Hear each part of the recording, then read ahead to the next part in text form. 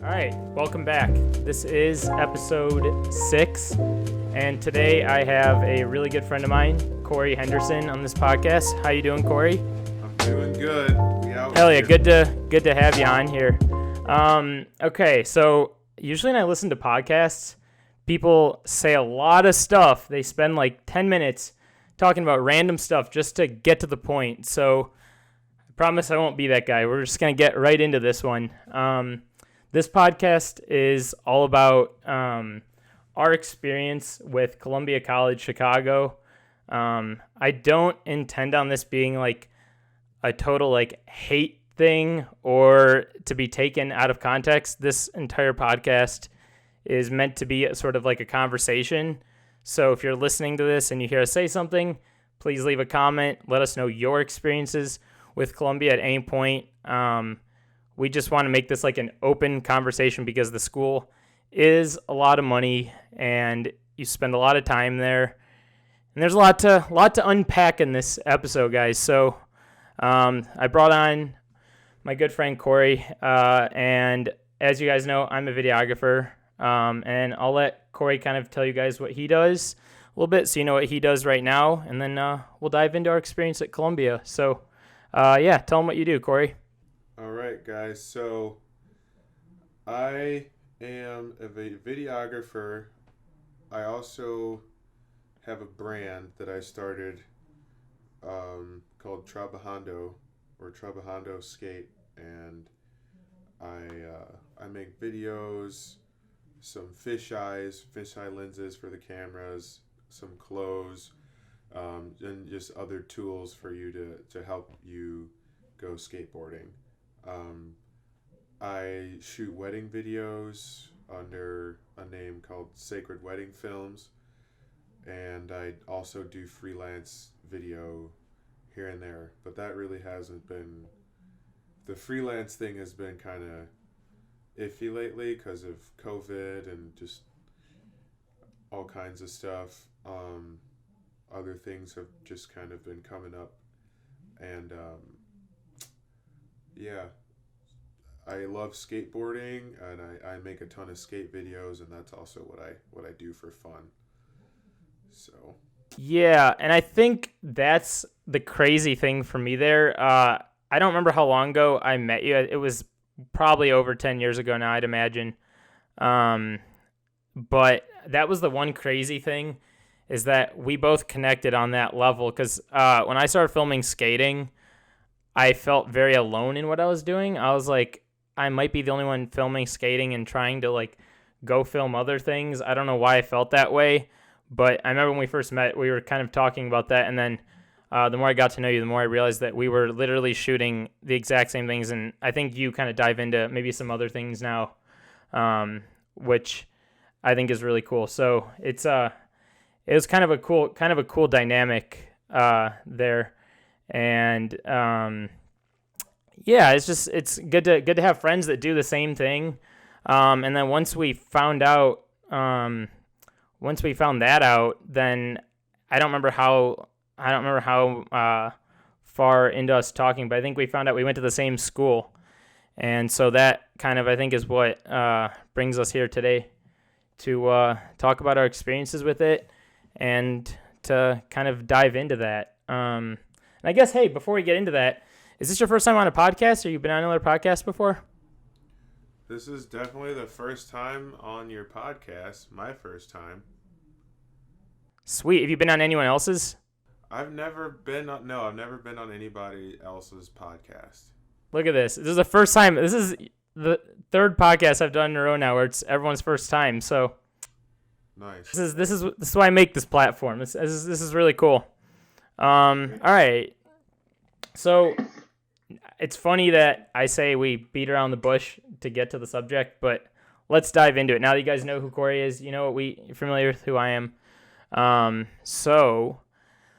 Columbia. So we have some topics written down here. And one of the first things I have written down is we're going to talk about why we chose to go to Columbia, what program we went for. We're going to kind of dive into the year we went, the costs, kind of some stuff they tell you up front about the school that whether or not it holds its truth or not. Some programs, and with that, we're going to talk about why we think that might not be worth it in today's environment anymore when you can do it online, or maybe why it is worth it. We're going to kind of get into that. And we're going to talk about their unpaid internships, some people you meet there. Guys, we got a couple more topics to get into, but first let's start off with, I'm really good at saying That's one thing I'm really... really got good at on this podcast. So first thing is, why did you choose to go to Columbia, and what program did you go for? Well, I chose to go to Columbia because that was the only school that I got accepted to, and my parents kind of really wanted me to go to a school right after high school. I didn't really have like the option to like go to do a gap year. Like my parents were afraid that I would, just find some job and get content and not want to go to school or something like that. So I gave into that pressure, and they both my parents have admitted that they would have made it really hard for me if I took a gap year. Same.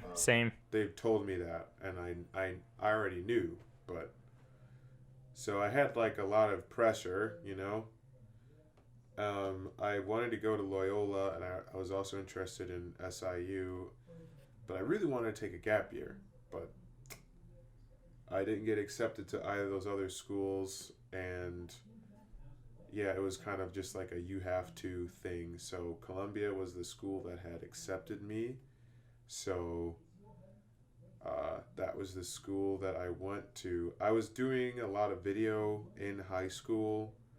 I had started doing video in 8th grade, and I just really loved it. Like there was this group of kids in my neighborhood who were making skate videos called Street Killers videos, and seeing them being in those, making those videos and selling DVDs and like having premieres and stuff, that was the initial thing that made me want to pick up a camera, learn how to shoot, learn how to edit, and figured out a way to get Adobe Premiere and just started learning everything on my own. And I had at least completed like over 100 videos by the time I had graduated high school.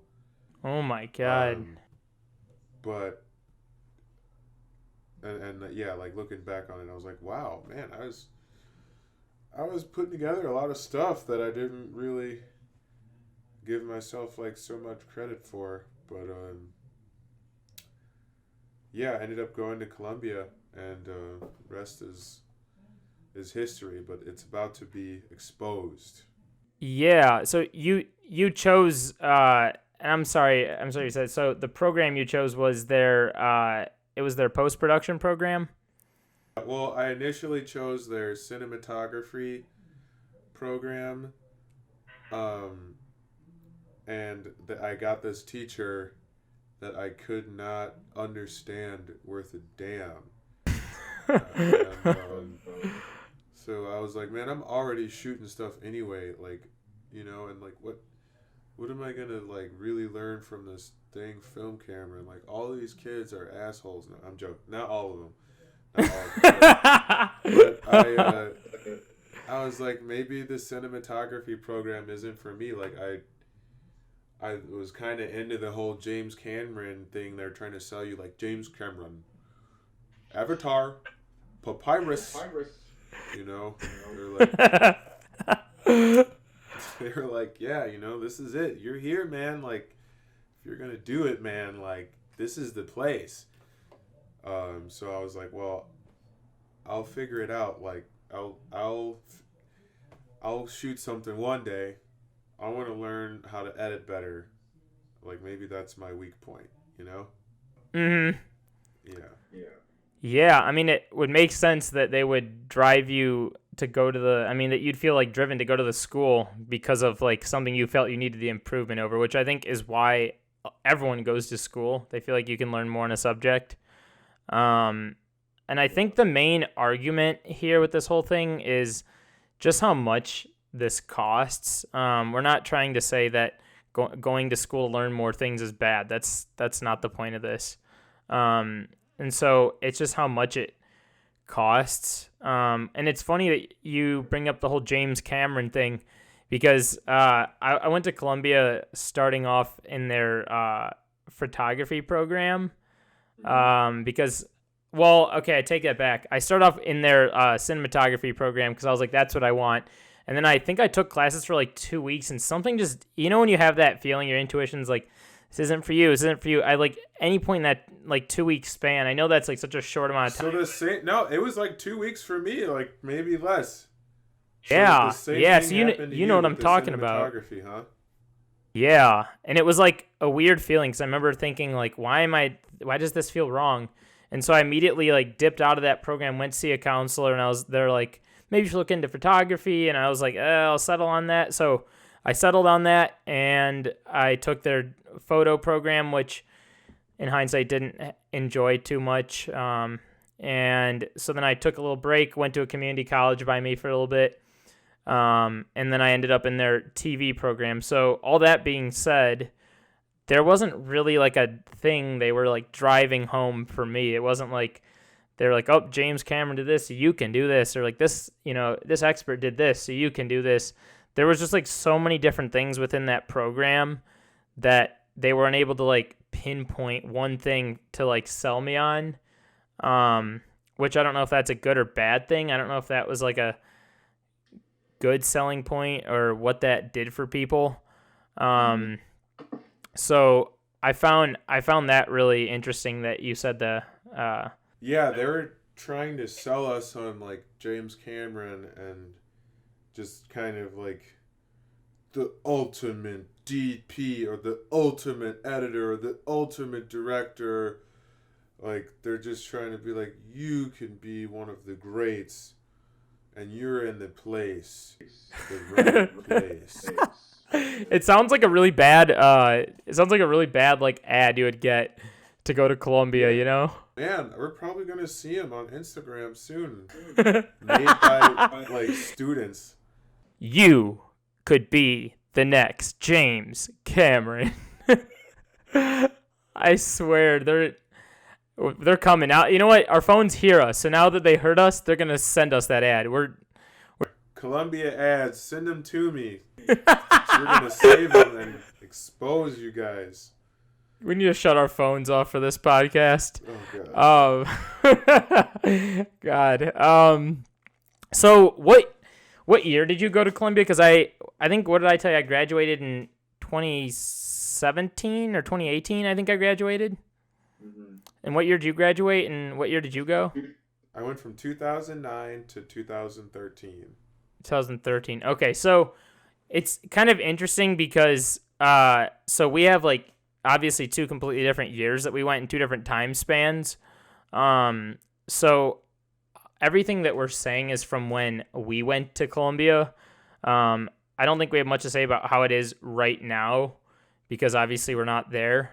We've only heard things from people that are there right now.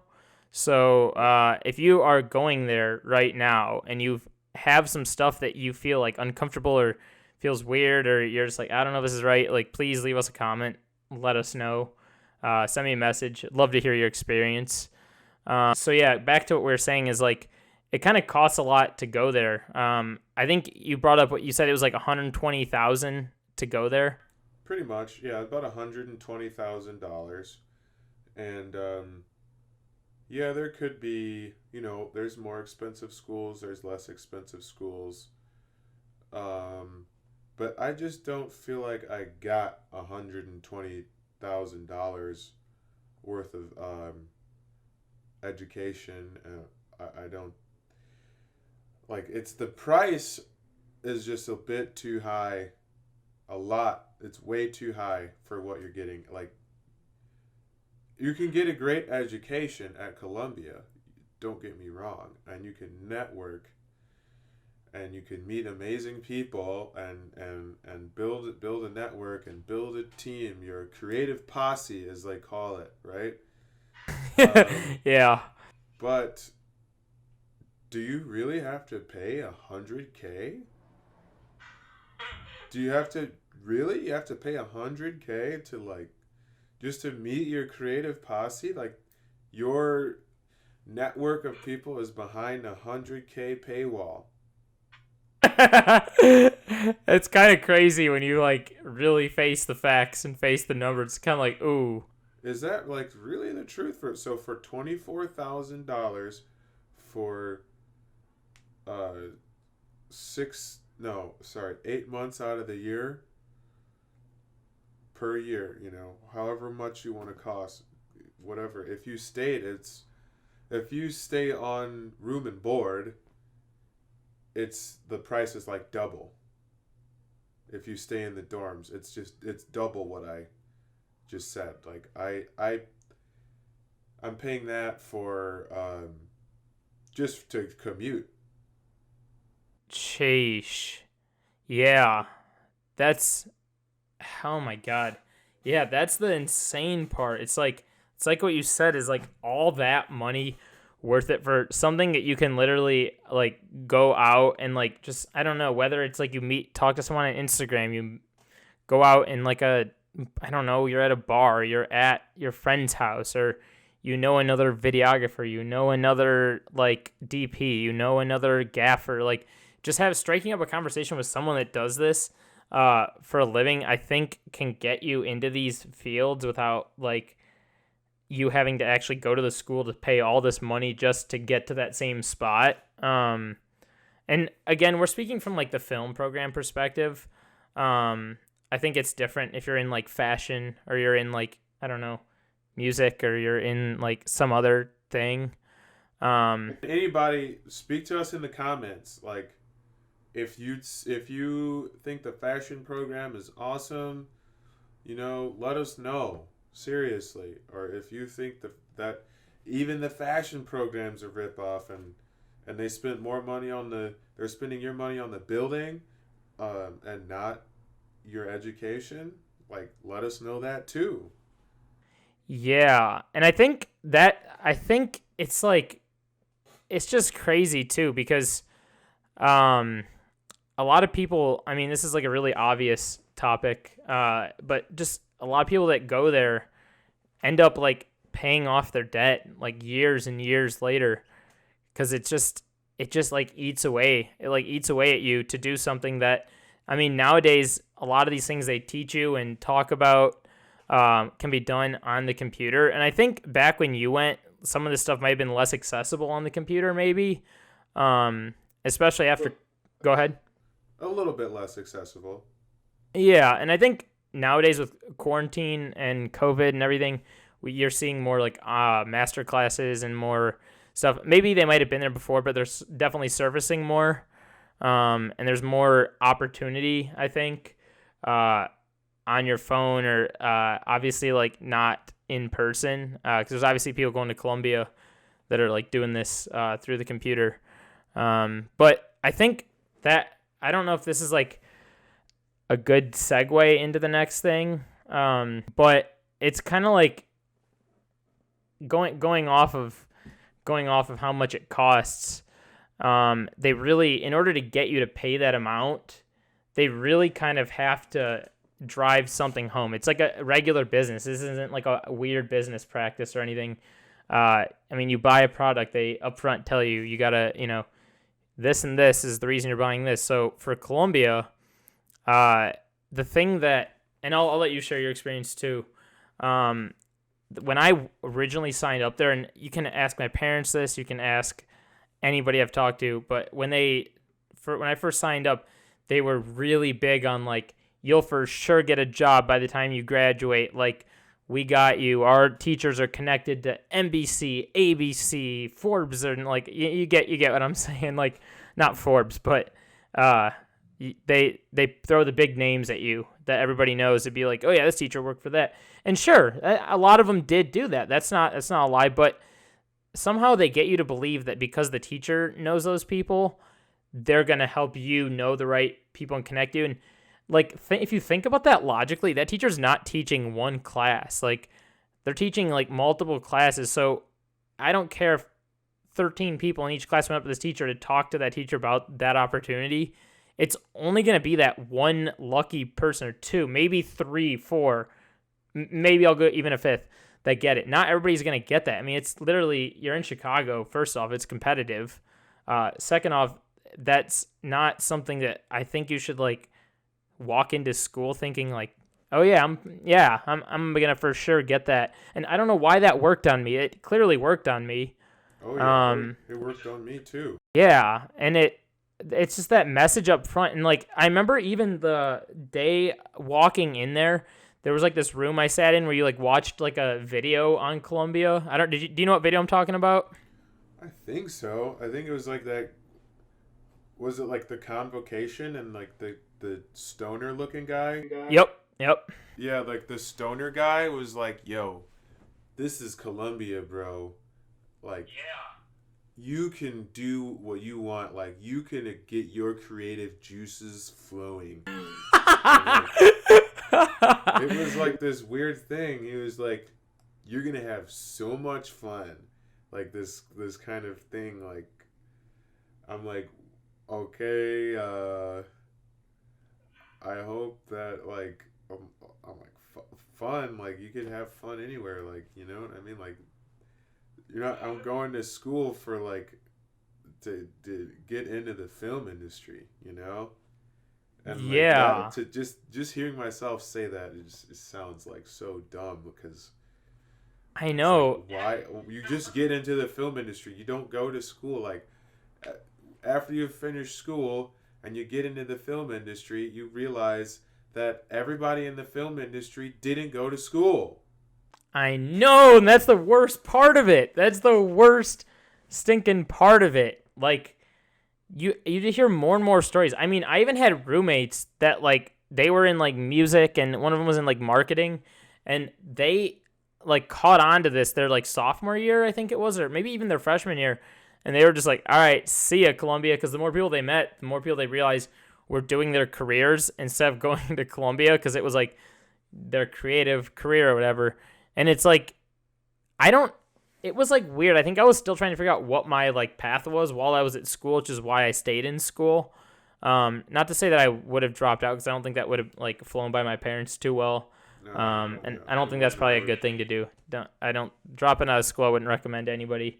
But I think it was like, there could have been like, I just feel like I could have gone and done some like basic stuff, saved some money, and then chased after this whole thing, or been doing the video thing all along. Because like I said, I had roommates that just dropped out and did music, and they're literally doing so good right now. They're doing so good, so well.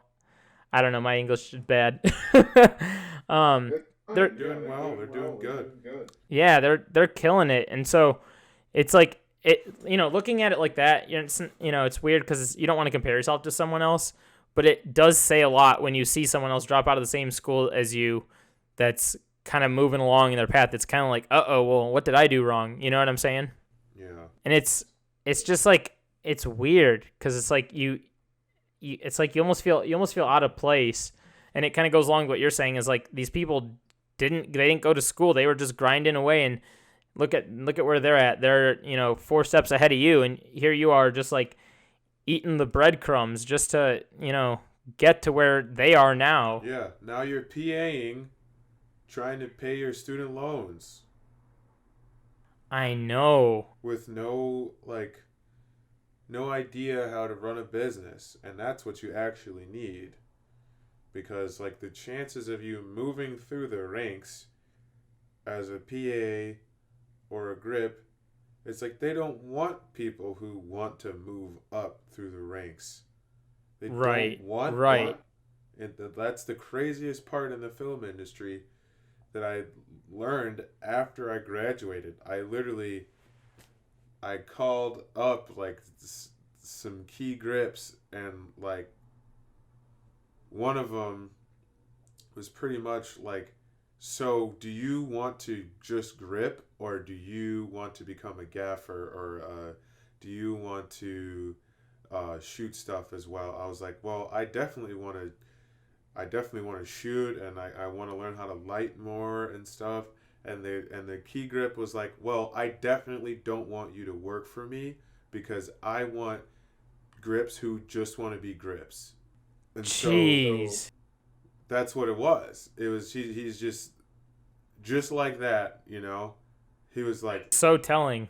I I don't want somebody who wants to be somebody to work Right. for me. I want somebody who's just okay with doing the same thing over and over again every day. So that doesn't sound like the film industry that Columbia was trying to like sell me on, you know? And it doesn't sound like, what I wanted to do in general, you know? But there was just so many harsh realities, so many harsh realities like that just like everything that I encountered was like the opposite of how they told me things were going to be, you know, after I graduate or while I'm in school, at Columbia. So yeah, like a lot of people in the industry, like they don't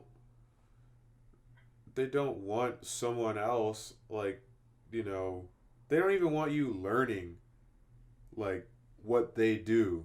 Like sometimes it's like they just want you to know what you have to do, and that's it. Like on these sets, like when you're really working in the industry, like that's you find out that it's like that nobody wants you to move up, you know?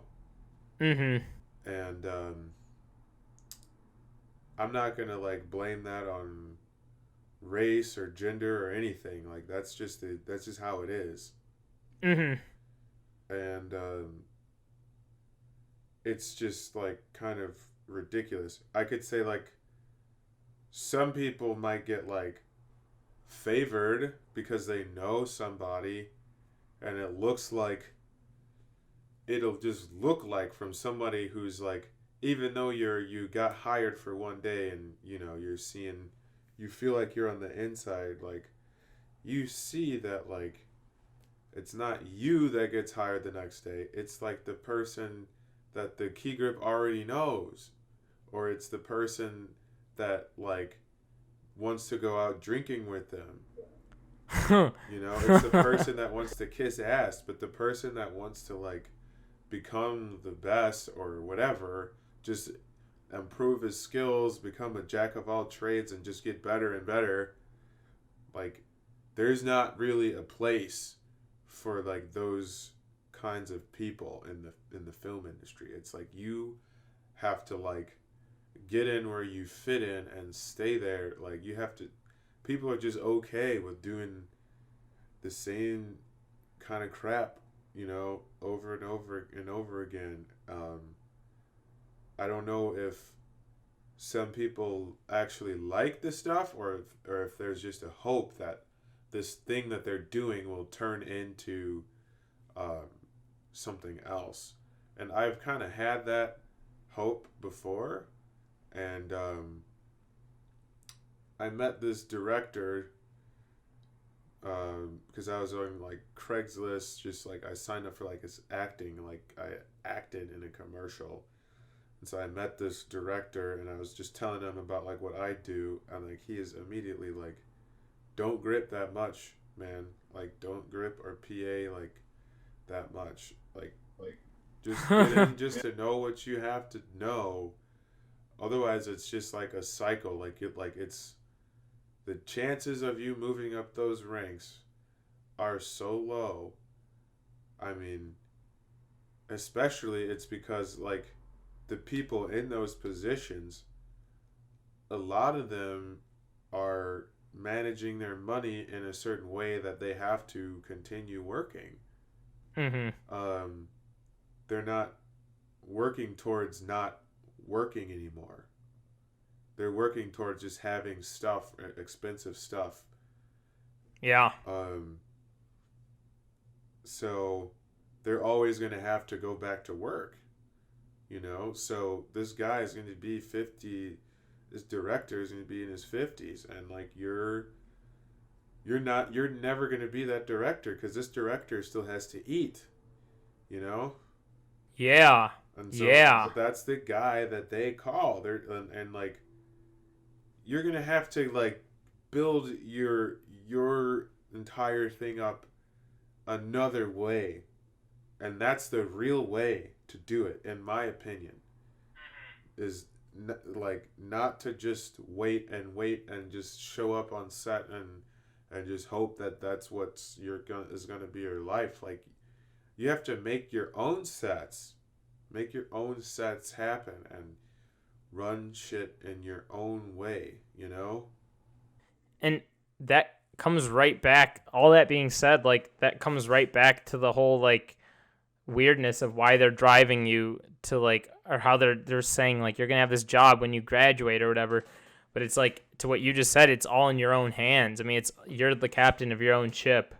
um they they just didn't, I mean, when, I guess, sorry to backtrack, but like when you graduated, you didn't have that like quote unquote job that they promised up front, right? It wasn't like you walked out like a month or two later with that quote unquote, like, I don't know, 9 to 5 job or whatever. No, I mean the thing is, Columbia had like a sort of reputation at the time, so like there was like this slight thing that was going on where it's like you could tell someone that you went to Columbia and like they would like kind of trust you a little bit more. Mm-hmm. But that was like it, you know what I mean? It wasn't like the Columbia itself, the administration, the faculty is not like there to like help you. It's like it's like a name drop. Yep. You can name drop and like, but you could say DePaul or Loyola, like you could even lie, like, you know what I mean? Like Yeah. it's just Yeah. at that point, like, are you really paying? Let's remember that price, Max. You should bring it up on the screen, like that's the number, man. $120,000. Yeah, so is paying like over $100,000 worth it just for you to name drop? You know, to have like a real like network. I just want to say, like, I've talked to teachers like during like rough times, and they're literally just kind of like tell me like, look, man, like I could see if this one place wants to give you an internship that's free, or this non-paid internship. So That's rough. That's rough. yeah. Especially in like trying times too. Like when you want someone to like, at least, it's not like there's not uh it's not like there's not paid internships out there. There's clearly paid internships out there. So it's like weird that they're just like, yeah, here's something you should do. I mean, like, to build up a reputation in business, I mean, along the way, you got here and there, do your things for free to get your name out there, whatever. I mean, I get that. That's how we all started it. But it's like, at that cost of like, obviously you've been there and done that on you've had your own experiences. So it's like, were they not offering you any paid things? They just went right to the unpaid. Yeah, that was the thing, like they're just, so pretty much what happened, so I've been like doing a ton of editing and stuff, like for different clients and whatever, that I dig them out the ground, man. Um, I make the randomest stuff happen. Like I'll do a free video that looks like a video that somebody would pay for, and then I charge the next person who's going to who asks, I want this kind of video, Right. So it's like I have a video in my portfolio, Right. and So I'm doing all kinds of stuff, right? And some of it's nice, some of it's like medium budget, some of it's like not that cool, some of it's kind of cool, right? Right. But the thing is, I'm working. I'm constantly working. I'm getting familiar with programs. I'm using them every day, and I'm always studying and how to make my stuff better. But the thing is, it's like if you don't have like a certain portfolio that is really hard to get into, like that niche, like that niche, like commercial editing. Let's say I want to be an editor for commercials or something like that. If you don't, if you're not out shooting like spec commercials with your friends, like it doesn't matter how good you are at editing or how competent or reliable you are, like it's just not gonna resonate, and it's just gonna be so hard for you to get into a post production facility without Right. kissing ass for years and years and years. Like there's it's really hard to get to that point where you'll have a reel that's good enough for you to be an editor, let alone an assistant editor or even a post production PA at one of these places. And even if you do have like the talent, the position could be filled.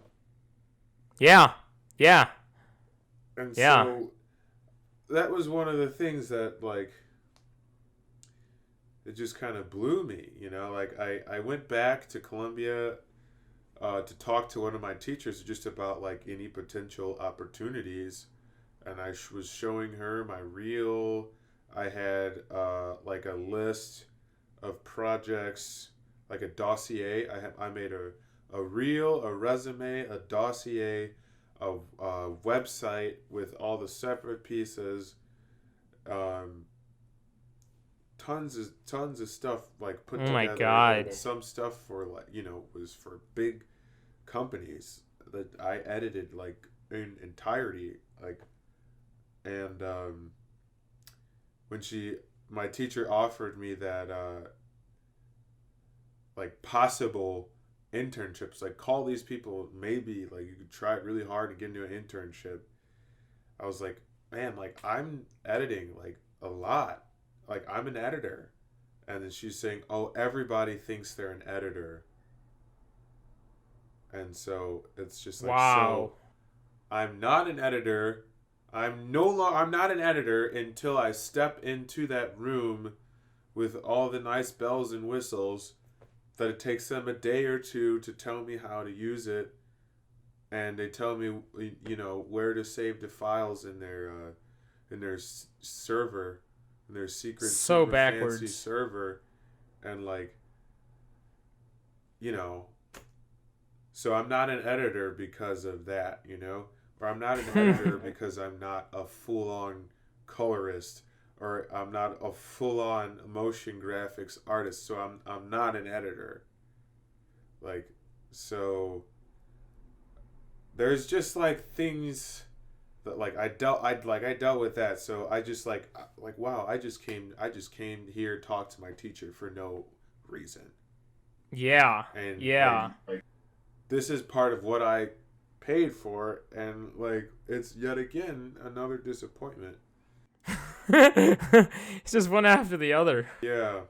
And another thing I think is really funny about that time I was there is this class at Columbia. It's kind of segueing into a slightly more specific thing. There is this class called career planning where Oh man. this We teacher got a was lot. just, man, he was like, here's how you make your resume, here's how you make a LinkedIn profile, um, trying to give you this all of this stuff. And then they made the really annoying assignment in the end of the class where you had to turn it in at a specific date and time because it's like a part of your career at work, you know?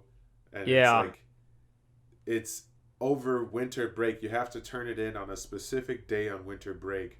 And of course, I freaking forgot. and I actually did the project.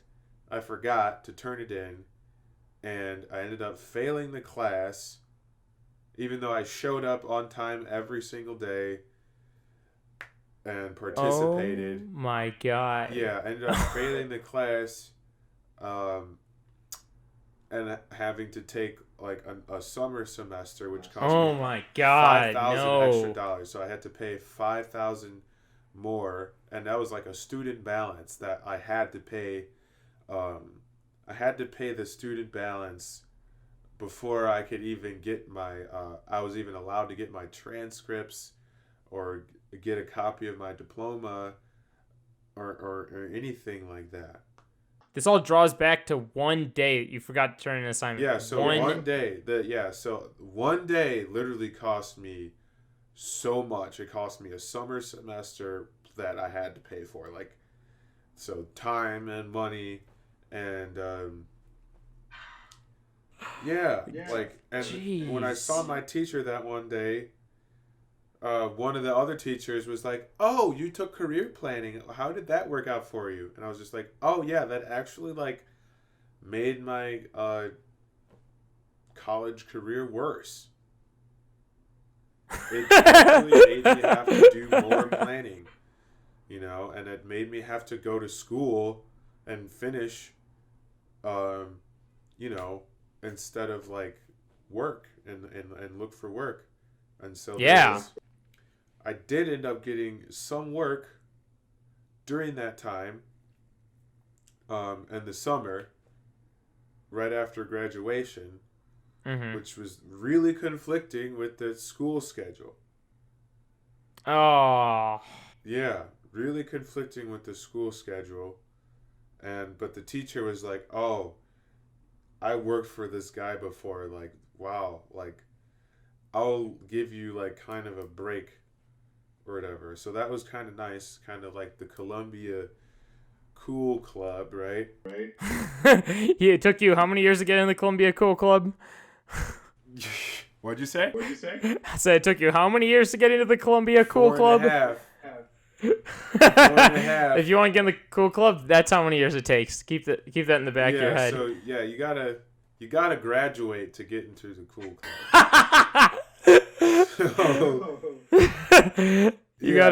That's. She gave me like some lenience, and then I did screw up this one project. Like, I ended up getting a D in that class, and like it was just like, I have nightmares about like getting calls about like, "Oh, Corey, you didn't actually finish."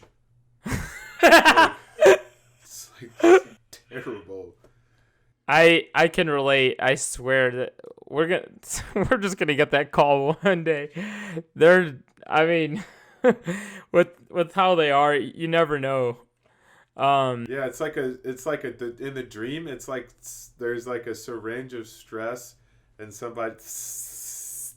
It's just like when I get the call, it's like my whole body is just like goes like, I'm like, what?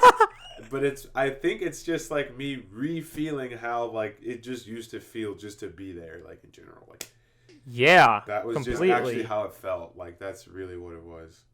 I completely get it. Yeah. It's funny that you brought up the career planning class, because I think I've shared this story with you before, but I had a weird experience in that class too. I remember I was stressed out going into that class, first off, because I think it only lasts like 4 weeks or 5 weeks, or it's a very short amount of time that class lasts. Yeah, it was like a winter semester class. Yeah, it was very short. And I remember going into it, and I knew like 5 people in that class or something. So I was like feeling good at first. I was like, okay, a little bit of my worries have gone down. Like, all right, I'm feeling kind of comfortable. And then, like, I remember it was like 2 classes later. I think there was a total of like, what was it, like 8 classes or 9 classes total? Maybe less, maybe even like 6. But I remember like second class in, it was like middle, like you said, it was winter, so it was the middle of winter, and I had like my CTA train get like, the trains get stuck, so my train was like stuck or something. So because of the train, I was late to class by literally 1 minute. And I remember seeing the teacher's face like at the end of the hall. And I remember him putting his hand on that door handle, like closing the door. And in my head, I'm thinking like, all right, I'm good. I'll just open the door and walk in. That dude literally locked the door. So I knocked on the door and looked at him, and he gave me that like with his finger, that like no sort of thing. And I was like, that was weird. So I like sat outside of the classroom for literally, I think like 15 or 20 minutes or something like that. And it was a really uncomfortable thing. And clearly here I am remembering it. But he's like I feel like that's what like teachers do in kindergarten. Like, all right, kids, now don't be late for class. Like, you'll get your like, I don't know, demerit or whatever they hand out. Like, it really felt like I was like a little kid again. And then I came back into the class, and I remember he like had to like guilt me about it. Like, it was either after class or like some point during the class, he had like walked up to me and was like, "So why you don't be late to class? Like, if you're late to class, this is gonna happen to you later in life. You're gonna show up to that job, and they're just gonna, start to think like, should we have hired this guy anymore? Do we like what time he's showing up at?" And I'm thinking like, it wasn't like I came there like 15, like maybe if I came like 5-10 minutes late, maybe I'd get it. But I was literally like the distance of him down the hall, like what, a minute late, under a minute late. Yeah, and I get locked out of class. So there's money already just flying, Yeah, your teacher spent your money. Like, your teacher literally like took away your education that you're like, that 15 minutes is like $500. Like, that's straight insane. up, that 15 minutes. And then like, plus the abuse, like verbal abuse. You're paying. Sorry, you're paying to get verbally abused. Like, this is actually like the reality. Like, you can get an education, but you're getting all of these things on top, like the schmoozing. I know, and it's weird. It's like uncomfortable because it's like the underlying stuff that you're thinking about in the back of your head. And I think, if I'm not mistaken, I'm like almost sure that this happened to me like one other time too. I'm pretty sure it happened twice, and both times were not my fault. Like, usually whenever something comes up that is my fault, I'm pretty good at being like, hey, you know what? I screwed up. I'll admit to it. So like the second one, I remember I showed up late. I forget. Oh, I think I had to take like an Uber or something like that. And it was just like I caught like the wrong traffic light or something.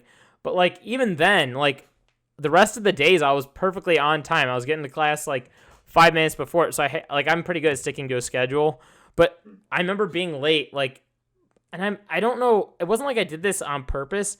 I just remember being late, and there was like another kid sitting out there, and then the teacher like came out in the hallway, and he's like, all right, Max, like, this is your second time, like, don't be late a third time. Otherwise, I forget what he said, honestly, but I remember like, why did that conversation even have to be said? Like, just let us into your room, we'll have the class, and we'll go by. And the class wasn't even, honestly, probably had a better 15 minutes outside in the hallway, straight up, than the class. Like, I don't know, a waste of money, but I wouldn't say that was my favorite, best class in the world, because to this day, I mean, all I can remember from that class was we had to do like a practice interview. He made us get a business card. He made us straighten out our resume, which I think in hindsight, I think my mom helped me out with that. And then I went to go see their like resume guy they had, or someone that was like doing resumes at the school, I think went and helped me out with my resume. And even then, I to this day, I don't think I've used my resume like once or twice. Like, I haven't really used, I've made so many that never got anything. Like, I make a resume, I'm trying so hard on this resume, and then my friend calls me and it's like, hi, do you want a job? And I think the people, they're just like, wow, like, Johnny showed us some of your work. Like, would you like to come in? And that's it. Yeah. And I think that's the one thing that so I don't know if this is like a segue into the next thing, because like kind of going off what you said, like I remember talking to my counselor about having one of these like jobs that I was preparing my resume for. And I remember like getting that all straightened out, thinking like, oh, I'll apply to this TV station or I'll apply to this and that. And even my counselors were like, oh yeah, like we know a couple guys over at ABC or we know a couple guys over at this station or whatever. And it was like all this background work to then all of a sudden switch up on counselors. Like I remember I went one week and I had this one guy, and then he was like, oh, that guy transferred to like California or something. And then like the next week it was like this, I had this other lady, and then it turns out she quit. She was done. And then like she was like, all right, where'd you leave off on? And I came back like a week later to find out that lady got fired, to having another lady, and she was like helpful for me for like 2 weeks. She's like, all right, well, maybe I can like put your name out and help you like format an email to send to these people or whatever. And then she did that, and I sent out emails, got no responses. And then something happened to her. I think something happened where I don't remember what it was, but she had to leave. So then I had this other guy. So that's already 4 counselors that had to like backtrack on where I was. And at that point, it was just stressful for me. I'm like, man, every time I come here, it's someone new. It's something new. They can't even like put their things together here. Like nothing. It was just an odd experience with the counselors. And so all that just to kind of put my resume out there after this career planning class. And that didn't even go anywhere. So like you said, it was like, it just turned into this thing where I was starting to shoot stuff, and friends were calling me and being like, hey, I saw you did this. Come do this. Hey, I saw you do this. Come do this. And I think that, I mean, I'll let you talk about your counselor experience too, because I think that's important. But it's funny, just all of that to now, I think we'll get into this right after you talk about your counselor experience, but just the fact of like what we do now in freelancing, I think that's something they kind of missed out on.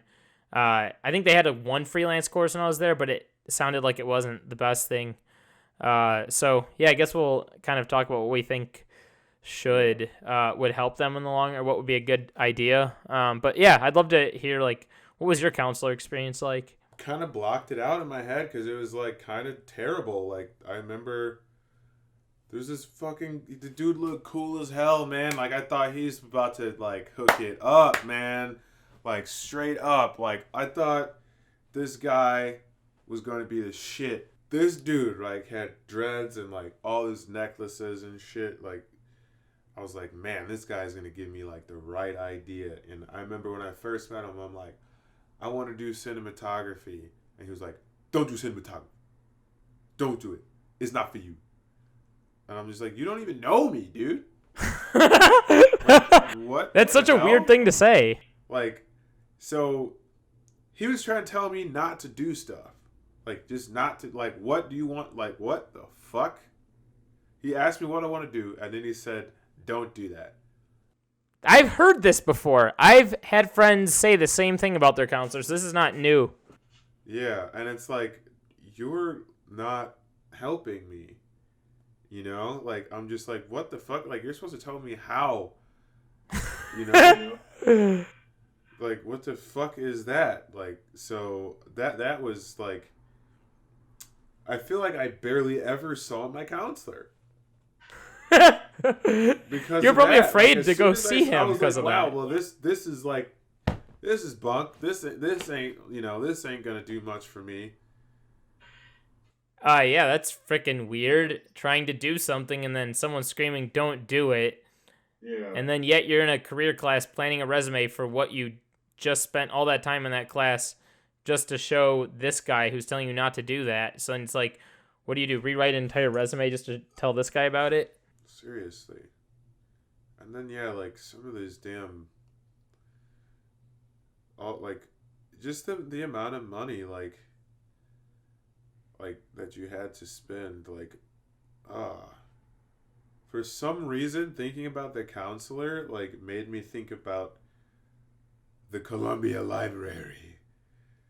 Oh god. Oh wait, no, not the library. I'm sorry. I wish it was just the library. I'm sorry, I'm mistaken.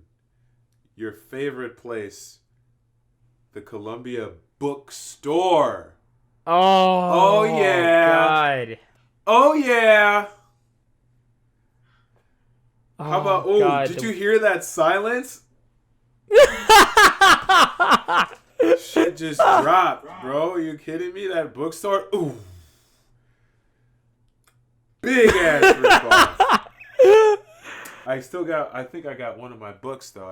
I didn't sell back all my books. Dude, they were trying to get you to sell your books back to like Chegg.com or something, and by the time you bought them for like 75 to like $125 or whatever they were, somehow when you walked back with a book, like even in pristine condition that I kept it in, they're like, now it's $2. I'm like, how did this book's value drop? Like, literally so like much $70. Here, check it out, guys. You have it? I have one. The 5 C's of Cinematography. I don't really think I've actually like fully read this book, because this is when I first got into the cinematography.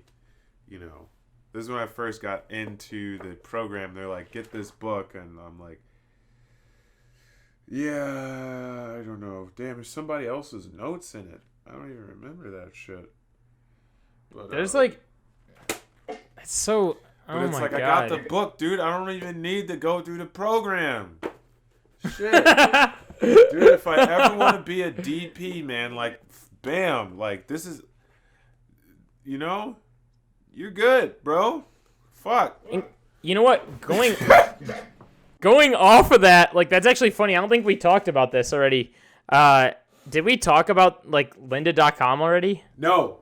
Yeah, so going off of that, like, that actually brings me to the Lynda topic is, like, I guess from my experience, since I was in their TV program, I had some production and editing courses that I took, and in these editing courses, I had a couple, like, 1 or 2, like, good teachers for it, but I had this one in particular 1 year. Well, I had 2 that I wasn't too fond of, but anyway, I had this one that was, like, we would go to class, and he'd literally, I think he'd show us lynda.com. If you're not familiar with Lynda, it's like a website where there's tutorials for like anything in the world on there, like extensive, detailed tutorials. Anybody who doesn't know, Lynda is made by LinkedIn, and it's pretty much like this complete education system for a ton of different subjects that you can get pretty well educated on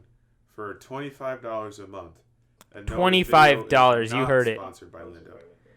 $25. $25 and it's a month. And it might have been more expensive when we were there. I feel like it probably was. Yeah, it probably was.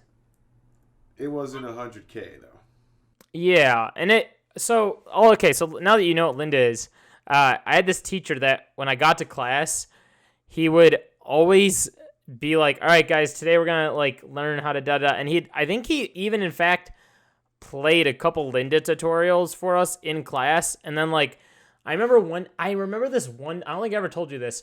I remember this one specific day getting into class, and I walked up to him. I was like, hey, what do you think we're going to do for class today? Cause like, I never freaking knew. Cause I was like, are we going to do Lynda? I was like worried.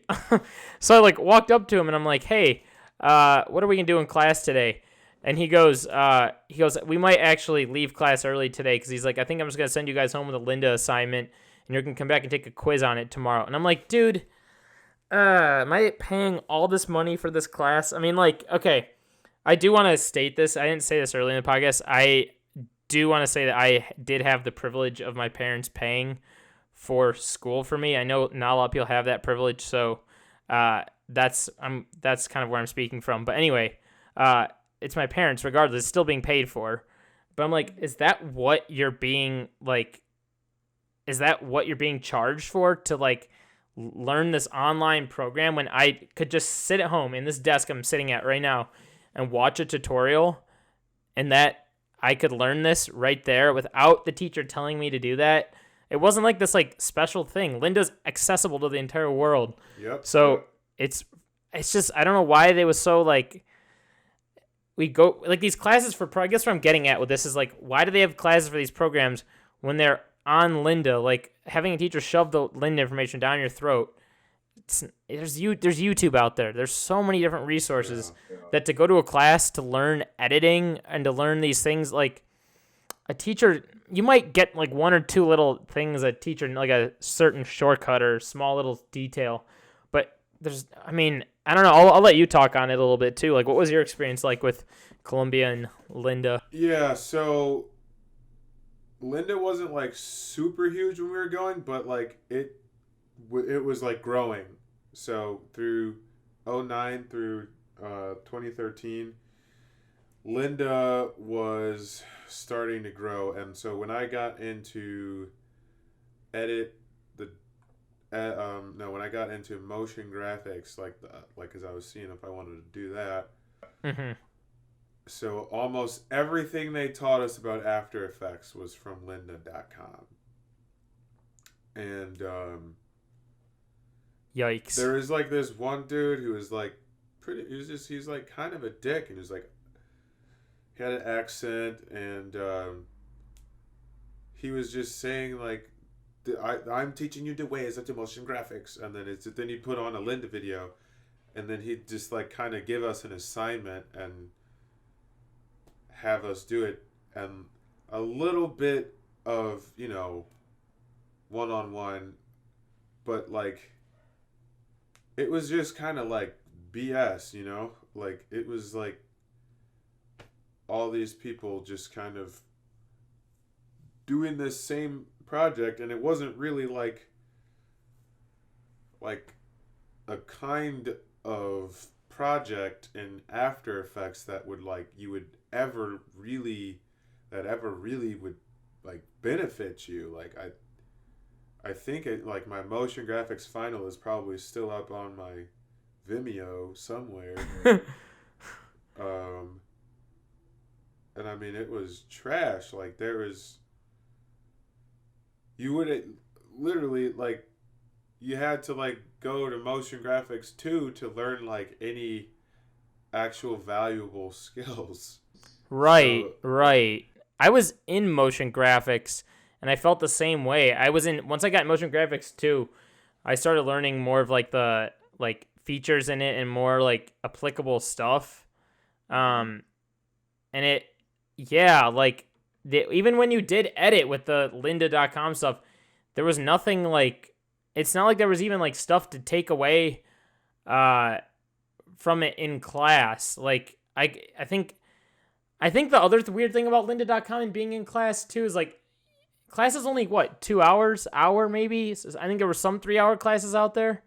So it was like the time constraint too, and like it was just so weird because I'm like, in hindsight now, if I'm watching a tutorial, I'm gonna get up in the morning, like I'm gonna be like, all right, I'm gonna watch a tutorial, you know, or whatever, your afternoon watch a tutorial, and you're gonna have like the time that you need to watch it and really grasp it and take what you want and like apply it when you need it type thing. But it was like, I think what you're getting at is like how like weird the stuff was that they made you apply it towards, that it just didn't feel like it was like useful. yeah, exactly. So Yeah. I do want to say like I had a few useful experiences, like a few, you know. Like there's this one teacher, his name is Andrew, I forgot his last name, but like he showed us, like he didn't really like teach this thing to us, but he exposed us to this thing that resonated with me, editing wise. And it was like this, like in my head I'm always Andrei Tartakovsky. Time pressure in editing. I always thought like that was really cool, you know, like I thought like that was something that was like, man, this is one of those things. This is one of those concepts. This is why I came to Columbia. But like that was like one thing, you know, and then just the fact that they told me, even though it's like I just saw on the tutorial today and like other tutorials, you know, like, you know, but like learning the hotkeys is like pretty much, that's what's going to make you super proficient in any program, and it's going to allow you to be able to have more access to your creative juices, because Yeah. you're not being like slowed down by like looking through menus and stuff. Like you just know what you're doing. So like that was also kind of valuable, but then again, back to our main point, was it worth the money and the time? Absolutely not. So it's like I could have gotten that exact same thing for cheaper or for free or from somewhere else. I just, as you said that, I kind of had this like weird analogy in my head to Colombia. It's like, it's like a bad relationship with somebody. It's like they have all these bad things that you're just like excusing for these like little small things that are like keeping you holding in there just because, like they had these little things that were like good about the school that you're just like, ooh, I got to keep going. Or they'd like, you'd hear something from someone or someone would say something and you'd be like, ooh, this is why I'm still going here. Kind of like you were saying. And for some reason, I don't know about you, but that thought in itself kept me going there. Cause I was like, ooh, like I would literally have like weeks at a time where I was like, I don't know about this place anymore. And then like someone or somebody, or it would take like the smallest thing, like even somebody just being like, hey, like I do this, so one day I'll hit you up for that. Like something as small as that would like keep me be like, oh, this is for sure the right place. People are saying the right thing. Seriously, like the kid and who's like like who you think is going to be the next James Cameron because you love how like the lighting and the motion looked in the video that they shot with the red camera on the Zeiss CP2 lenses. It's like, yeah, of course you're going to love how that motion looks. And then that guy just flicks his hair like he's like, yeah, he's a fucking awesome DP, right? And like just being like smoking a cigarette with him is like you're smoking a cigarette with this D student DP, Seriously. Like, that's the shit that like would give you the hope. Like you're like, wow, like this guy is totally gonna make it big and he's totally gonna hit me up one day, like, and I'm totally gonna like talk to him like as much as I can. Like I'm gonna like look up stuff about cameras and like I'm gonna ask him if he knows about it. I'm gonna go to look at his website, like there's just so much of it, man. Like when you're in a desperate situation, like I was in a desperate situation, like because like I had made the choice like to go to Colombia, so like I was just like exposed to like what had seemed like a million resources, but it seemed like a none at the same time. Yeah. And then remember like the job board. So you can go on colum.edu and sign up on the Columbia job board and you will find a Columbia job. Like you can work. I was like, oh yeah, really? Like, did you ever look at that? There are like literally never actually any jobs posted. No, there weren't. Never jobs posted. I swear to God. There was, dude, that whole thing was so strange for me. I don't know when you were there if they had this, but when I was there, they even had like an in-person office for this where they would literally be like, and they'd tell us to check like the bulletin board, like that physical bulletin board, like in person. They'd say people would literally stick notes to it and there would be jobs there. And I remember checking it like once a week and I don't think I ever saw anything. Maybe I was late to it. There was literally nothing there. And I was like so tripped up. And the website, there was like nothing there. I remember they even had like, I don't know if they had this when you were there. It was like a creatives forum where you could post your work and they'd be like, they like had a whole intervention with us about it. They like brought like our whole entire class together, like out of the blue, out in the middle of one of my classes. And they're like, guys, you need to know about this. Like you post your work here and like other creatives will see it and they can just like hire you and bring you on. And it's like a great way to connect with other.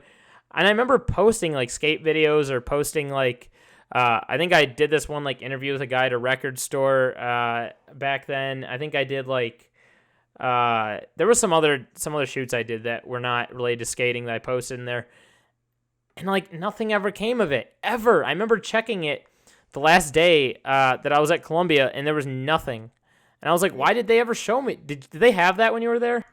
I don't remember I don't think the creative forum was there.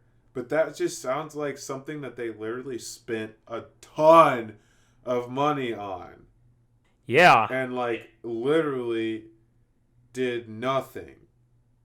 And that was just my experience that it didn't do anything, but maybe it did something for other people. It literally did nothing for me.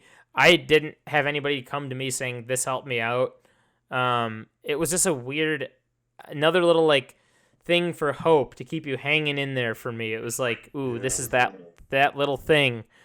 And kind of going off of that, I guess I don't mean to jump into the next thing, is another thing that really kind of kept me hanging in there is around my junior year, I think it was, they brought up this whole semester in LA, or I think it was semester in LA or New York, if I'm not mistaken. But I think it was LA, and they kept, while I was at Columbia, the underlying thought was like, you're gonna be a big filmmaker out in LA or New York, unless you stay in Chicago, then you can blah blah blah blah whatever. But like that was like the underlying thing. It was like, ooh, are you gonna make the move? Like I was like going around to friends like each week being like, ooh, hey, are you gonna go to LA? Like, what are you doing? Oh, hey, are you going to New York? Like, hey, what are you doing? It was like that was the like chat around the campus. And so when the semester in LA thing came up, Columbia was all like, semester in LA, this is a great opportunity for you to decide if LA is for you or not. You have like a semester where you get to learn and go to like the such and such studios and get hands-on. That was their whole thing, hands-on experience. Yeah, hands-on experience. Like that's their whole underlying message. And I never got to do semester in LA, so I don't want to like speak on it and sound ignorant. But if you guys have like if you've done semester in LA, please drop a comment on, if you're watching this on YouTube, drop a comment, or if you're listening, go on the YouTube video, drop us a comment, message us, let us know about your semester in LA experience, because I don't know what to think about it, and I think it was really weird how they kept being so serious about it. I don't know if it was them trying to collect every little penny they could and being like, hey, semester in LA. Like they definitely, we had like 3 different meetings about it while I was there. They kept like reminding you. They sent, I think like my parents even got like a thing in the mail, and they were like, Max, what's this semester in LA thing? Like I got like a slip under my door for semester in LA. Like they were just like pushing this thing like crazy. And I remember thinking like, dude, I've heard about this like 5 times. I'm just tired of hearing about it. But yeah, let us know what your thoughts are. I mean, what was that?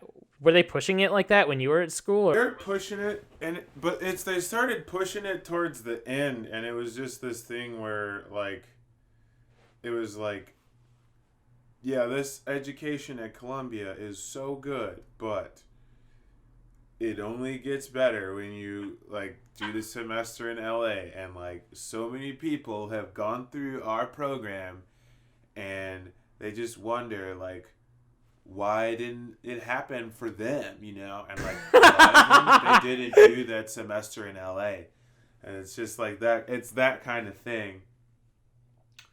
It's kind of like this Ponzi scheme kind of thing where they're promising big returns for like that have happened for a small amount of people due to like an unknown set of circumstances. Yeah. And they're saying like you could get those big gains too. Like doesn't matter like if you're nowhere near as talented, or like your dad like is, you know, your dad like can be a DP. Like people don't like realize how connected some of these people are in like in the industry. Like your dad could be a key grip or a gaffer. And seriously. And you wonder why like somebody who didn't go to school is a grip, and they're gripping every day because they're gripping with dad, bro. Yeah. Like, are you kidding me? Or they're gripping with like college buddy that they're like college roommate or some shit. Like, and they didn't even do the semester in LA. Yeah. Oh my! They didn't even go to Columbia, dude. Yeah, they didn't even go. And that's the crazy thing too, is like this, they didn't go to Columbia, they didn't go semester in LA, and imagine someone who did go to Columbia and paid for the semester in LA on top of that. Yeah. Just pursuing it all, you know? pursuing, like, it's like you're buying a car, like, that says, like, it hits 150 miles on the speedometer, but you drive it as fast as you can. You pedal to the metal, you can only hit 50. Like, it's like, whoa, like, I just got ripped off. And they're like, no, bro, like, you bought the car, right? But you gotta get, like, the engine upgrade. This cost more than the car. Seriously. Seriously. They're like, the engine upgrade plus get the bigger rims. Like, yeah, you need tires. Like, you need to get every single bell and whistle to get your car to hit that 150. That's already on the speedometer. Like, I swear to God, though, it's like we joke about this, but it's like why are we laughing? Like, why do we even have this in our head, dude? Like, it's fucked.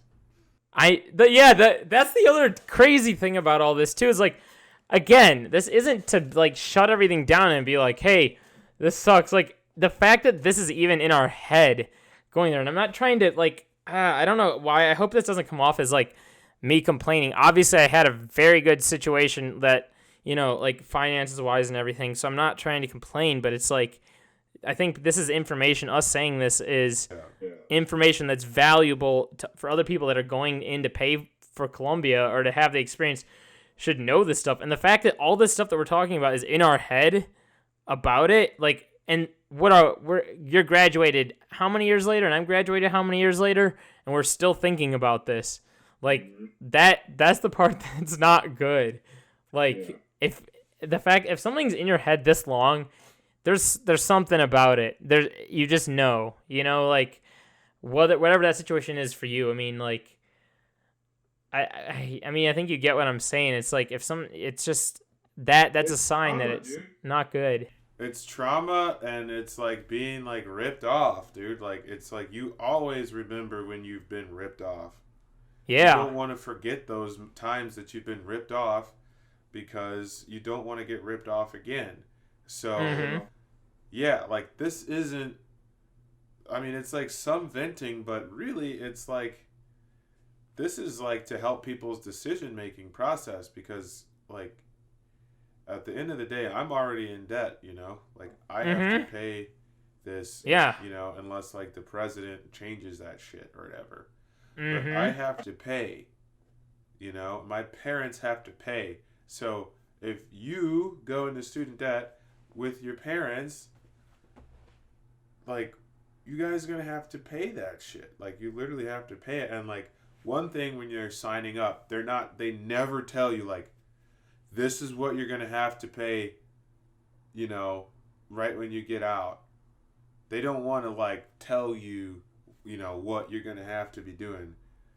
And also they're selling you, like, oh, well, you're, little freshman, like, of course you're going to get a job. You're going to get, like, a great job, You're going to make that money. Like, don't worry, bro. You're going to be the director you've always wanted to be. So, yeah, they're like, there's that, man. Like, it's the distractions. It's screwed up, man. It's crazy. I mean, I guess I'm backtracking a little bit, but they even, like, they distracted me with the whole, like, dorm thing too. Now that I'm thinking about it, like, there's like, yep, you get this beautiful view, this nice dorm experience, and I mean, I guess I'm saying that to go off of what you're saying is like they just use these like distractions to make you feel like, yeah, this is okay. I'll leave and I'll feel good about myself. I have this great thing, but at the end of the day, like, you're the captain of your own ship, but at the end of the day, you're paying like a crap ton of money, just to go and have this experience that we're talking about, which does not feel good.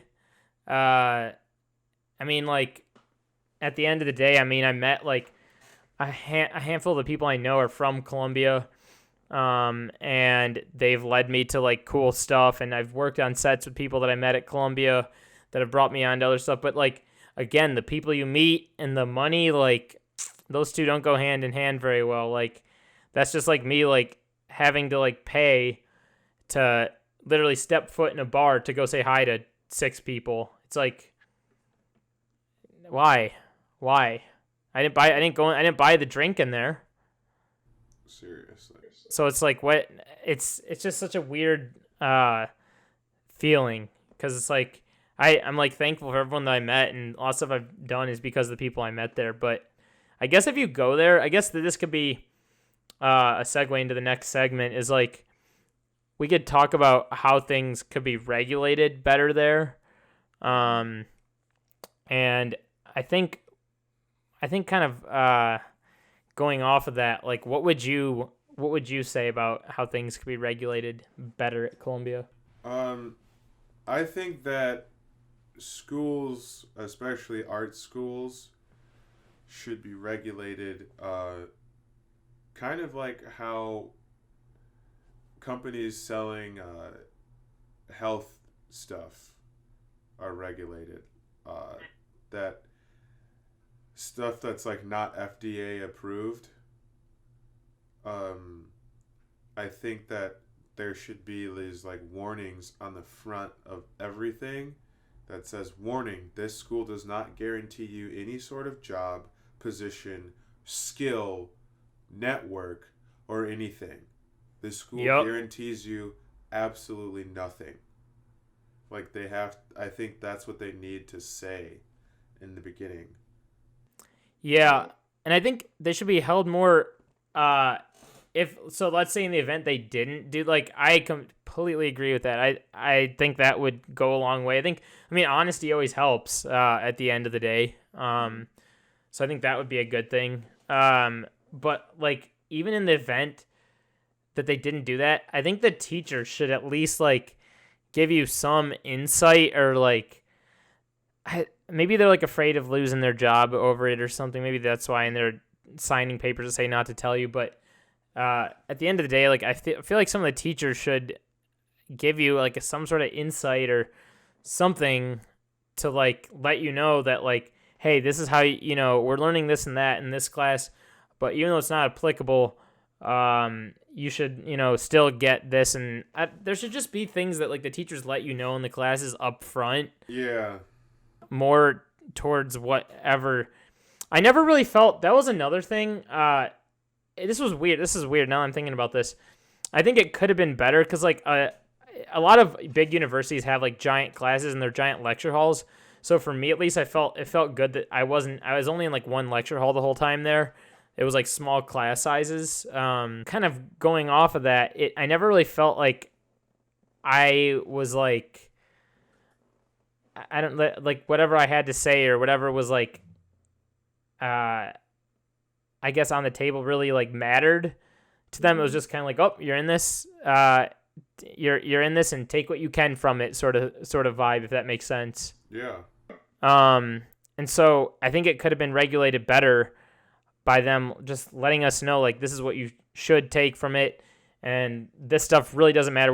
This is not real world stuff. This is not applicable, but we're going to go over it, and then this is, you're actually going to use this. Like, I feel like I was never subject to that information. I don't know if I should be or not, but there was a lot of beating around the bush just to get to one thing. And I don't know if you felt that way too, but I think I don't know if that makes sense. I definitely felt that way, and I just felt like they fed us a lot more BS than, like, actual practical stuff. Like, I could name, like, on my one hand, like the practical things, like hotkeys and time pressure. But, like, I mean, like, come on, like, what else? I'm like, I mean, like, I don't know. Like, there's, like, a few, but there's, like, there's nothing, like, really that big that I feel like I got from that school, and I just felt like I was there and I had to finish because it's, like, not good to drop out of school, like how you were saying earlier. Yeah, it was always the rush to, like, finish. I always felt that way too. I was always like, oh man, when am I gonna finish? Like, what? what's gonna happen when I finish. I was like always just like waiting for that moment to finish, um, which sort of felt like a rush as it got into senior year. I was like, I can't wait to be out of this class. Can't, and I was always like, I think I'd always go like skate after class or something to like distract from the fact that I was like in these like, I don't know, these like strange classes. Very strange for sure. Yeah, and I think like I said, all in all, I mean, like, don't get me wrong, there were some classes that I was able to, like, I had a motion graphics class. The teacher I learned a lot from. I had one production editing class. I had this teacher named Mark. I learned a ton from him. Super good dude. I'm trying to think. I feel like I had, I had this other motion graphics class. I had two actually really good motion graphics class where I learned a lot. Like, there was like, it was just such a weird thing, like hit or miss. There was like some classes where I was like, ooh, yes. And I like actually genuinely had stuff to take from it. But there are other ones like some weird TV class I had that you could ask me 100 questions and put me on the spot and I'm not going to be able to answer one of them. Because it just was a strange thing. So I think kind of going off of that, like anyone that's going to Columbia now, what is one thing that you would tell someone going there now? And I guess now is a weird thing to say because now it's all like remote learning from what I've heard at the very moment. But I guess in regular time, someone that's going to go there for the classroom experience, what is one thing you would tell them? I guess that'd be a good note to finish off on. Yeah. Well, yeah, one thing that I would say is, well, two things. If you're on the edge thinking about going there to learn how to use a video editing program, I wouldn't do it. That's a no for me. $100,000, and I would learn the video editing program as best as I possibly could through YouTube or Linda. You could pay. YouTube's free. You could pay. There's editing master classes. There's like so many like talented YouTubers who could take you in the right direction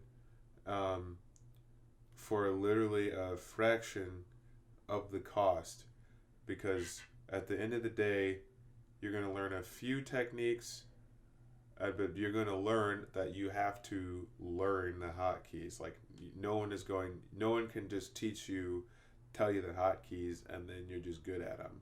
Like you have to use them, So, like, school isn't going to do that for you. Like you can just do that yourself. I mean, maybe it's a different thing if you feel like you can't afford the program or something and you want to go to school just so they give you access to that program.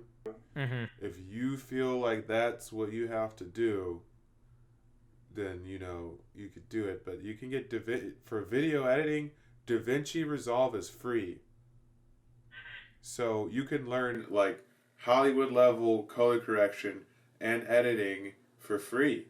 Like maybe, okay, if you don't have like a powerful enough computer, that's maybe one thing. But you can work at McDonald's for a few months and get it.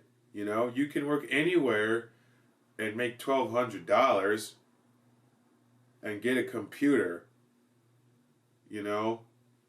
Like you could get a computer and get this yourself.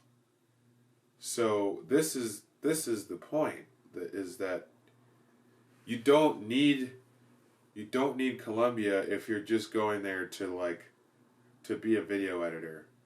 Maybe for some types, maybe for cinematography, I don't know. Like you could cinematography majors, or lighting majors and directing majors. Tell me if Columbia really did it for you, or really if you really feel like every cent, like especially if you're on a student loan and you're paying it yourself, like tell us in the comments if you think that Columbia was worth it. Like I really would love to know.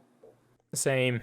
There's people who do great work who came out of Columbia, and like I don't know if all of those people would say that like that they're really glad that they went, and like Yup. I don't even know if all of them would say that they, how much of what they know now they can even credit to Columbia. Mhm. So, and I also wonder if like Max or I one day just somehow blows up and goes super mega big, Max Cameron, Corey Cameron, right? Is happening. Is Columbia just gonna come out of the blue and try to like champion us? Yeah. I don't know. That's a weird I'm thought. gonna say no. Like straight up. I'm gonna be like, I'm not going to like inspire people to go into debt. You know, Yeah. It's a weird. absolutely not. Yeah. No, you're not gonna be that like face behind people going in debt. No, because it's like cool, yeah, career builder. You're involved with the school, but like I don't, I don't know, man. I just want the best for people. Like if one person decides not to go to Columbia, uh, I'm not telling anybody to drop out, but if one person decides not to go because they feel like they can get what they wanted from Columbia somewhere else, they feel more confident that they can get those things, and build a career and get work and actually be able to like stack gear. You could stack your gear, you could buy a car or live somewhere else because you don't have a student loan. Mm-hmm. So, um, it's just some food for thought, Yeah. Not Yeah. saying I mean, Columbia offers a low quality anything. Like yeah. like everything is high quality. Like you're downtown in the loop, bro. Like you are in the spot, bro. It's beautiful. Your teacher worked for Steve Jobs. Your teacher shot videos for Apple, bro. Okay? Your teacher did a motion graphic like that was like it was it, it was it. It was featured. Yeah, your teacher's motion graphic was featured, okay? But I just want you to tell me, is that worth the price? Is that worth like even if it's either your future blood, sweat and tears or your parents' 100K, you know? Is it worth your parents' money? Parents, is it worth your money? You know? You're sending your kid to art school. Like, is that really the move? You tell me. I'm not going to tell you. It's food for thought, guys. It's something to sit on. It's something to think about. Worth taking into consideration. Because it's like, I don't know. I mean, like, I guess my like one thing that I would say to people going there, going off of what you said, is try it. Like, one thing that I think I screwed up on is not knowing what I wanted to do. I was waiting for Columbia to give me the answer of what I wanted to do because I was like led to believe that they would help me figure that out along the way. So whenever people were like, "Hey, what do you want to do?" I was always like, "I don't know. I'm in school for that right now." That was always my response. Like, I never knew what I wanted to do because they led me to believe that. So Yeah. Figure out what you want to do and do it all the time. exactly, keep doing it. Like, figure out ways you can like expand yourself and like use that to your advantage while you're going to school and like kind of have that side hustle while you're going to school, because I think I messed up on that. I like spend a lot of time like filming skating, but I wish that I had spent more time like filming more stuff what I'm filming now. I mean, it wasn't until like my junior year that I think it was my junior year of college I became an intern for So Far, and then started to kind of get a clear vision of what I wanted to do.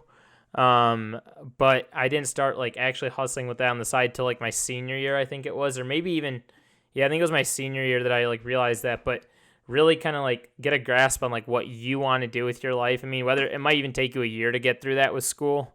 But focus on that and grind away at it, because maybe they have a business course now that you can take, or a freelance course that will teach you this stuff. But the more experience you can get with this, learning how to do like freelance and, meeting your other video friends or talking to other friends that you find shooting video or editing or whatever it is, stay on top of that while you're in class, because if you don't stay on top of that, you're going to be in my position just waiting for these answers to fall in your lap. And that's one thing I'm going to say, people are going there now. The answers at Columbia do not fall into your lap. They really make you feel like they do, and you are just going to believe it. You're going to be like, oh, I can't wait. You're going to wait for the day. You're going to wait for the day, and your senior year is going to come, and that answer will not be there. I promise you. And I've seen some people, they just decide to just go for 6 years or more. Like, they just keep taking classes just hoping that answer is going to come to them. And it won't. It will never come to you. So figure out what you want to do and do it. And also learn solid business skills as soon as possible. Whatever that is, charging the right price, showing a scope of work, marketing, all kinds of stuff like that. Just that, like, running a business is more important than quality of creative, and it's more important than, like, your artist vision. Okay? Yeah. Because, like, running a business is going to be the only way that you'll ever truly be able to pursue that artist vision. And, like, that's the only way you'll ever find your creative posse, because otherwise you're just going to be part of someone else's creative posse, another cog in their wheel. But if you want it to be your wheel, it's got to be your wheel. Yeah. Yep. That is all facts right there. You said it best right there. That's everything. You just got to keep going at that, and through doing that, and even through doing those things, even if you haven't found what it is you want to do, you might even find it through doing those things. Yeah. And at which point, then you can maybe have better conversations with people that are like, let's say you're in Columbia, have those conversations with people in your class, and you can kind of figure out what you want to do, talk to more people, and even outside of class, like even if you don't go, talk to everybody. That's one thing that I probably should have put in there too, is like, even if it's people that aren't in your creative thing, talk to everybody and anybody about what you do. Tell them what you're passionate about, because you could literally I told someone recently who's like, they work on like people's lawns. They plant trees. And I told this guy like what I do, and he was like, "Oh yeah, like I know these people that can that I'll hit you up in the summer for, that you're gonna shoot some videos for, and blah blah." I was like, "All right, that's fine." But like, if you would ask me that, like if someone told me to like go talk to people that like are like that my freshman year, I would have like been like, "No, shut up, get out of my face." But I learned that like, you might find someone who's like, I don't know, they're like a plumber. Tell the freaking plumber that you're a video person. They'll find an outlet for you. Yeah, or even like, yeah, exactly. Tell the plumber, even offer to do a free video for someone that you're close to, someone that you enjoy actually working with and being around, and do a video for them, and do it as good as you can. Someone that like you will feel good doing this video for free, and like you could do a great job. Whatever kind of video it is, short film, music video, or commercial, a little spot, a mini doc, whatever it is, just do it and get it out there, because their circle's going to see it, and then they're going to be like, okay, like, you clearly have some skills. Like, maybe there's a place for where you fit in with me. And that is what I think can get a lot of people to the next level. It's not like this masterclass ad that you see on Instagram. It's not like going to the most expensive school. Like, right. It's not it. Yeah. It's not it. And I feel like this is like reality, and I guess we're both speaking from like personal experience from it. And this conversation kind of like goes out to people who are trying to take a similar career path as both of us. It's just there's like all these different things that you have to do. Like they're just small. Whether or not you do these like free videos for people, and they take like 1 hour, 2 hours, whatever it is. Like Corey said, just put it out there. Find exactly what he said. Find that group of people, and just try to like expand yourself in different like avenues. I feel like this turned into like a whole advice segment, but I feel like it's useful. People deserve to know this stuff. Yeah, it's true. I mean, honestly, like what we're talking about was literally happening to me in high school. Yeah. Like, I was making skate videos, and then people were like, oh my god, this person knows how to edit video. I have this project that I need. I think one of the first paid projects I did was a project about the French Revolution. I even put it on DVD for them. And I was in like my sophomore year.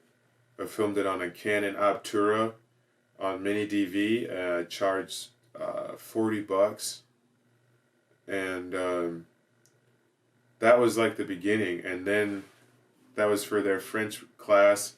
And then I ended up doing like 4 different Italian class videos for $40 each, and then I did like this short film for this guys. It was like a detective film. I think I charged $100 for that one, and like that movie was hilarious. It was really funny. There was some videos that I made for classes that I actually was in that, people were like excited to be in the group with me because they knew that I was going to make a hilarious video.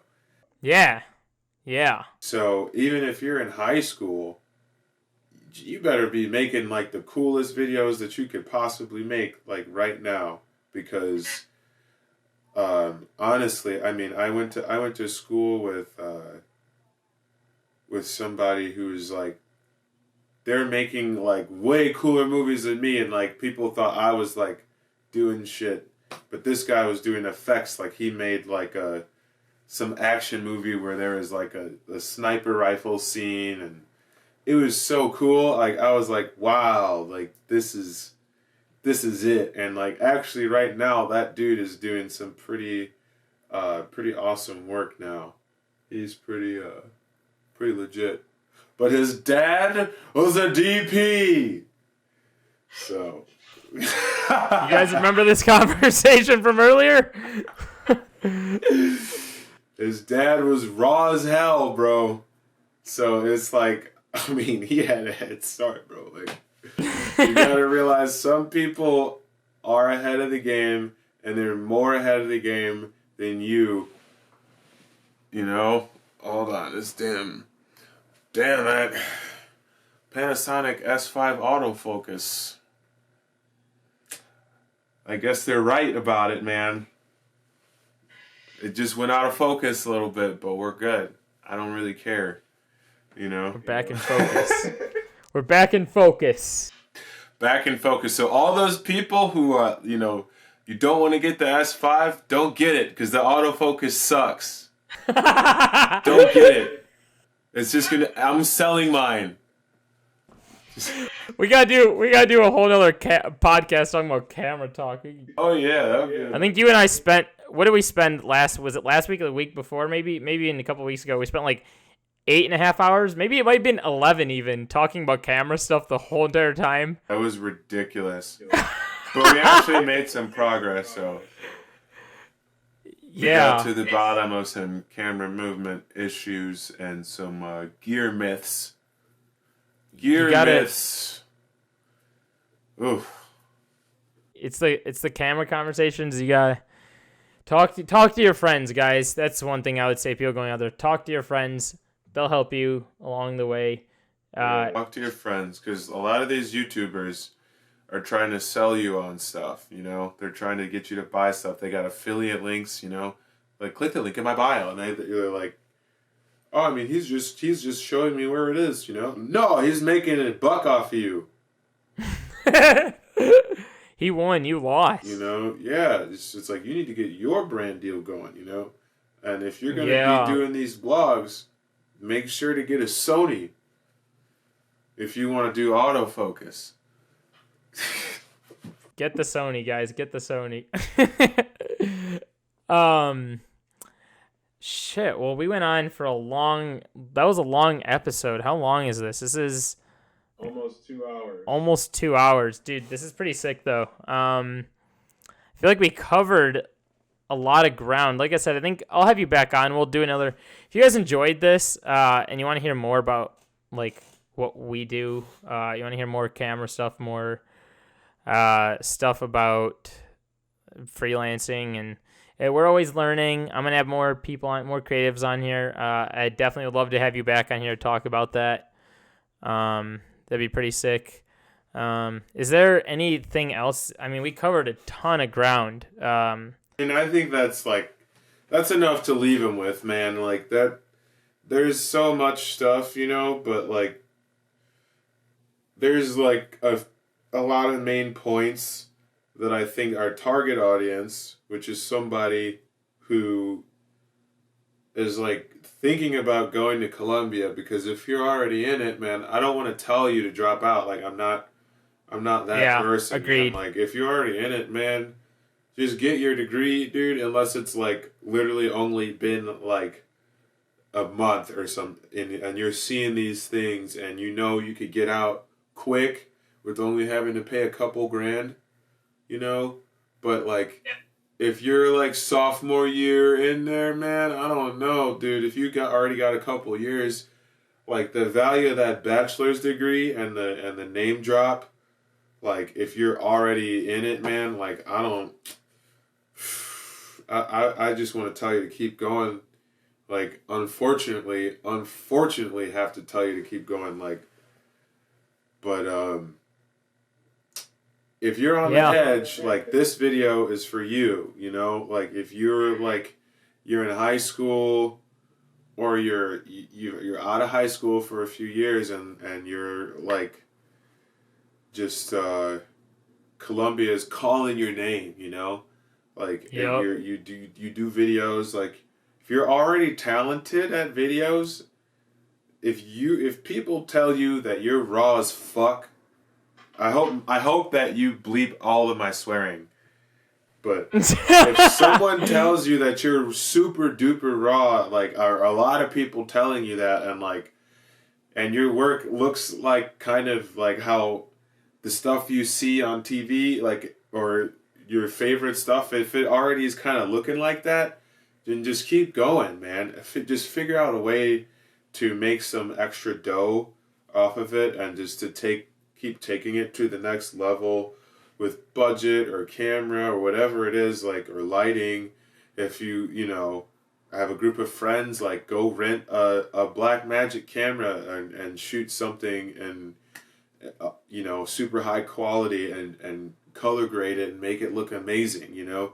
Go shoot a spec commercial or something. Like, you gotta just do stuff like that, man. Like, just keep doing that stuff, and save money in however you can, because just know that, like, the student loan and plus all the time you would have lost, I mean, it's like, you can just take all of that. If you're still in high school, you have a chance to skip all of that and have this amount of opportunity, instead of having all of that, like, uncertainty/loss, because we don't really know if it's a gain or not, you know? But it's for sure opportunity if you don't go. So that's just the truth, because the education, what they offer, it exists in so many other places for, you know, 1/100,000th of the price, you know, or less, or free, you know, or maybe a 10,000th of the price, but still, which one would would you rather pay 10,000 times the value of a thing to get that thing, or would you just rather pay the actual value to get that thing? So, yeah. That's definitely something I agree with that. It's something to think about. We're not, like he said, we're not going to tell you to drop out of school. It's something to sit on and think about yourself. And even if you heard through the grapevine or whatever of someone you know is like going to Columbia, or someone you just like heard it up in the air, like, and you're listening to this or you're watching, whatever it is, share this with them. Let them think about it. I'm sure we're not the only ones. I think we might even do like another video at some point. I found some reviews on Google about this school that are pretty in tune with what we're saying. So, I feel like that stuff's kind of hidden. I sound like a conspiracy theorist now. Columbanon. Welcome to Columbanon, okay? The Columbanon, the podcast. Columbia is actually ran by a rabbit that lives under the school, okay? And this rabbit is from another dimension, okay? And we don't even know the name of the dimension. We don't know that, like, which dimension it is. Like, there's a lot of dimensions out there, and, like, we know all kinds of dimensions. We know a lot of them. And we don't know where this rabbit that is actually the chief administrator of Columbia lives. We do not know which dimension this rabbit lives within, but the dimension does exist below the school on 11th and Wabash. Guys, on planet Earth. It's on this planet Earth. This is real. Earth. That's proof that this is real. So, just letting you guys know, like, Columbanon is real, All of your teachers were cyborgs that were manufactured in the bathrooms of the schools that change when you walk in. The bathrooms change when you walk in. When you walk out, it becomes a recharging station for your cyborg teachers. I'm just letting you know that, okay? And that's off the dome. Columbanon. Oh my god. Columbanon, guys. And that I don't even know what to say to that. It's a good place to end it. Subscribe to Max's channel now. Oh my god, imagine we end the podcast. Button. We end the whole video just on that. It just abruptly ends. You guys are like, yeah, that's the last time I'm ever listening to these guys, ever. They have the worst opinions ever. Dude, or maybe that's like, I'm listening to these guys for the rest of my time. They exposed. I knew there was a rabbit. I knew something was right. I knew they were lying to me. I knew it. I knew it. That was the whole waiting point of this podcast, to wait till the end to find out about this damn rabbit. Stick around, guys. Jesus, never would imagine this ending there. That's hilarious. Oh, it's coming back, dude. Don't worry. Sign up. Do not Google Columbanon. Please, do not Google that. But don't Google it. The website is not up yet. It's not up yet. We haven't set up our paywall for our merch. So, just wait until we drop the merch. The Columbanon merch. Oh my god. Whew, I need to cool down after that one. Burning up, dude.